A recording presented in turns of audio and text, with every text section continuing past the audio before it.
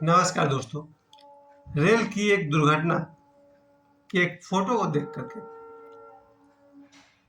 पूरा सोच बदल गया है, या कहा जाए तो पूरा जीवन बदल गया है। ये रेल दुर्घटना संभवतः आज ही हुई है, या ज़्यादा से ज़्यादा कल हुई है। इसको मैं देख रहा था फेसबुक पर।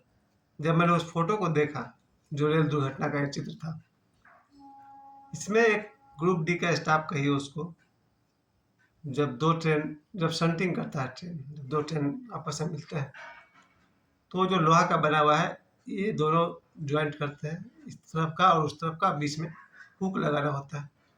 ये जो स्टाफ था, ये दो लोहा के बीच में फंस गया है और दब गया है पूरी तरह से। मैं ये चित्र आपको शेयर नहीं कर रहा हूँ क्योंकि बहुतों का मन खराब हो जाएगा, बहुत लोग दुखी हो जाएंगे, जैसे कि, इसलिए मैं इस चित्र को आपको नहीं दिखा रहा हूँ। लेकिन आप कल्पना कर सकते हैं कि दो ट्रेन के बीच में, जो जहाँ ज्वाइनिंग होता है दो लोहे का, उसके बीच में एक आदमी इस तरह से क्रश हो गया है, चेहरा, आँख, दिमाग सब बाहर आ गया है। इस दृश्य को देखकर मुझे अनूप जलोटा साहब की का वो भजन याद आ गया, मत कर तू अभिमान हो बंदे, मत कर तू अभिमान।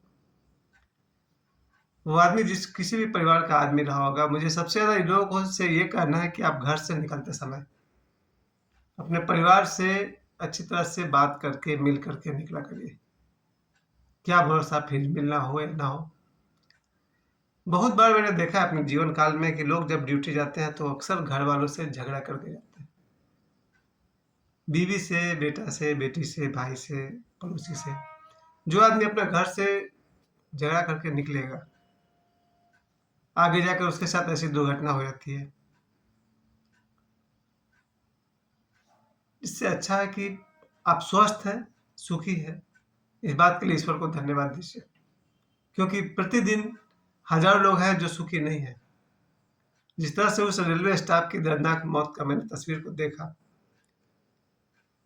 तो मुझे लगा कि हम सब स्वस्थ हैं, सुखी हैं, तो फिर भगवान की याद ही कहाँ आती है।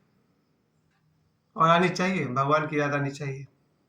हमेशा ये याद बना रहे कि ये शरीर भगवान का दिया हुआ है, ये स्वास्थ्य भगवान का दिया हुआ है, हम जो खुशी है भगवान का दिया हुआ है। अहंकार किस बात का करना चाहिए। भूल करके भी न धन का अहंकार करें, न शक्ति का, मसल्स पावर का अहंकार करें, न पावर का, न पोजीशन का। नहीं, सब ईश्वर की कृपा है। और ये, जब मैं ये वीडियो बनाने का सोच रहा था आप सभी के लिए, तो सिर्फ ये बताने के लिए कि जीवन का एक एक दिन कीमती है। ओशो ने अपने प्रवचन में कहा है, बहुत अधीर में कहा है, इस छोटी सी जिंदगी को लड़ने में, झगड़ने में मत गवाओ। मैं तो एक बात पर हमेशा जोर देता हूँ, शायद मैंने अपने हर वीडियो में आप सभी से कहा है कि रात को सोए तो प्रार्थना करके सोए। अपने इष्ट देवी देवता, गुरु, माता पिता, जिसको भी आप पसंद करते हैं, प्रार्थना करके सोए और फिर आँख बंद ही कर ले, फिर आँख न खोले। यानी कि प्रार्थना पूर्ण होकर के ही सो जाए, मेडिटेटिवली सो जाए, ध्यान में ही सो जाए। सुबह उठते ही जो आपका पहला मोमेंट होगा, वो पहला सेकंड होगा, वो ध्यान में होगा।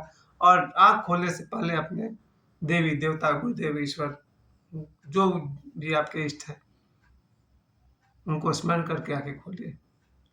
ईश्वर करे कि सुबह से लेकर शाम तक आपका जीवन का सफर बहुत सुंदर हो।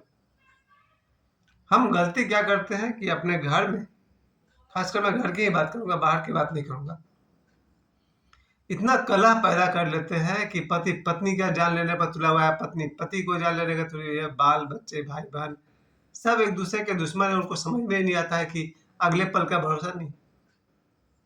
और एक गंदे माहौल में आदमी रात को सो जाता है, लड़ाई झगड़ा कर करके टेंशन में।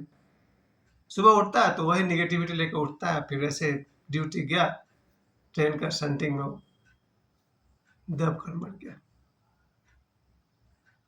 जो जीवन चला गया उसमें तो कुछ नहीं किया सकता, लेकिन जो लोग आज है, हम मेरे इस वीडियो को देख रहे हैं, अपने परिवार के साथ, अपने मित्रों के साथ, अपने दुश्मन के साथ हो सके तो खुश रहना सीखिए, क्योंकि खुशी खुशी को अट्रैक्ट करती है। आपका हैप्पीनेस और भी हैप्पीनेस को अट्रैक्ट करेगा। मैं तो हमेशा कहूँगा कि संसार में दुख कम हो, यही प्रार्थना होना चाहिए। भगवान बुद्ध को जो 6 साल लगा बोध गया में, उनको यही प्रथम आज सत्य उनको दिखा कि जीवन दुख है। और आज एक तो स्वयं मेरी ही पत्नी सड़क दुर्घटना में मरी थी, रोड एक्सीडेंट में मरी थी। तो मैंने तो अपनी आंखों से देखा है अपनी पत्नी को मरते हुए।